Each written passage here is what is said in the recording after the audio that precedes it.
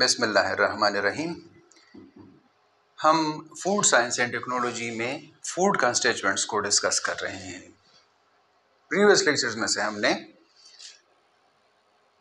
Water, carbohydrates, proteins और fats को discuss किया था। आज के लेक्चर में हम विटामिन्स पे बात शुरू करेंगे इसकी कि विटामिन्स क्या है, क्लासिफिकेशन इसकी अगर करते हैं तो फिर कितने ग्रुप्स बनते हैं, और फिर हर इंडिविजुअल विटामिन की जो प्रॉपर्टीज़ है, सोर्स है, फंक्शंस है, डिफिशिएंसी सिम्टम्स है, उन सारों पे बात करेंगे। तो हम इसको वन बाय वन डिस्कस करते जाएंगे। विटामिन्स बुनियादी तौर पर ऑर्गेनिक सब्सटेंसेस हैं, बहुत ही कम मिकदार में दरकार होते हैं जिस्मानी ज़रूरतों के लिए, कि जिसमें से मेंटेनेंस और ग्रोथ आते हैं। तो ग्रोथ और मेंटेनेंस के लिए बहुत ही कम मिकदार में विटामिन्स दरकार होते हैं।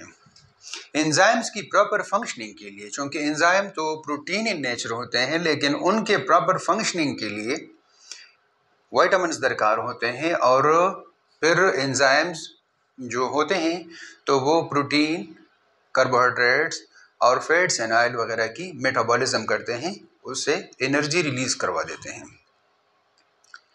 अगर हम इसकी क्लासिफिकेशन करें तो इनको दो ग्रुप्स में क्लासिफाई किया जा सकता है, फैट सोलुबल और वाटर सोलुबल। जो फैट सोलुबल विटामिन्स है तो वो फैट में ही सोलुबल होते हैं और बॉडी में स्टोर होते हैं फैट में। जो फैट कंटेंट होता है बॉडी का या बॉडी फैट्स जो होते हैं तो ये उन्हीं में से स्टोर हो जाते हैं और बॉडी से ये खारिज नहीं होते हैं, एक्सक्रीट नहीं होते ऐसे। इनकी अगर हम एग्जांपल्स ले लें तो vitamin A, vitamin D, vitamin A, D, E और के, ये इसके एग्जांपल्स हैं। मतलब ए, डी, ई, के।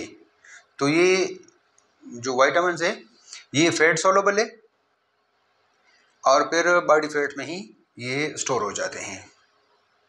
इनके फंक्शंस पे, इनके सोर्सेस पे, इनकी डिफिशिएंसी सिम्टम्स पे, सारी चीज़ों पे हम अलग-अलग बात करेंगे। जो दूसरा ग्रुप है वो है वाटर सोलुबल विटामिन्स।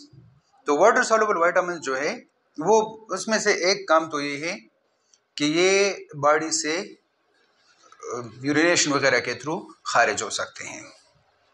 दूसरा ये होता है कि वो केमिकली एक दूसरे से मुख्तलिफ होते हैं।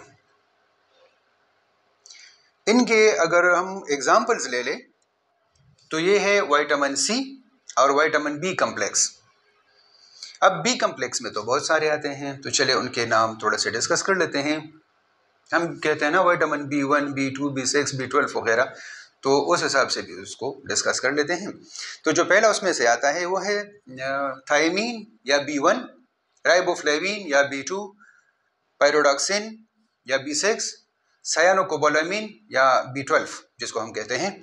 उसके अलावा ये है nicotinic acid, pantothenic acid, inositol, paraaminobenzoic acid, biotin, choline, folic acid, ये इनके एग्जाम्पल्स में से आते हैं।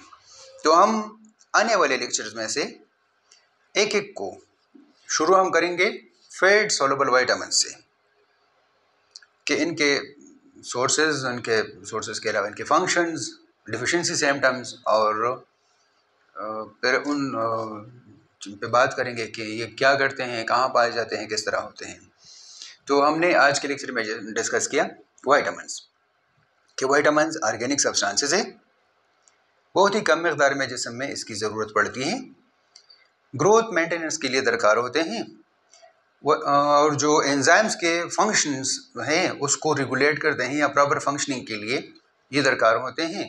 प्रोटीन, फैट्स और ऑयल और कार्बोहाइड्रेट्स इसके मेटाबॉलिज्म के लिए दरकार होते हैं, और बॉडी में स्टोर होते हैं बॉडी फैट्स में, और दूसरे होते हैं वाटर सॉल्युबल, तो वाटर सॉल्युबल में से तो हमारे पास एक सी आ गया, दूसरा आ गया बी कम्प्लेक्स। बी कम्प्लेक्स जो है वो ज़्यादा होते हैं।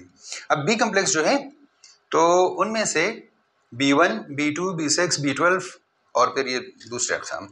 तो B1 को हम कहते हैं thiamine, B2 riboflavin, B6 pyridoxine, cyanocobalamin B12, pantothenic acid, paraaminobenzoic acid, inositol, folic acid और बायोटिन, कुलिन वगैरह, ये सारे इसमें से आते हैं। फिर उसकी भी जो फंक्शंस है वो सारे 1 बाय 1 डिस्कस करते जाएंगे इंशाल्लाह।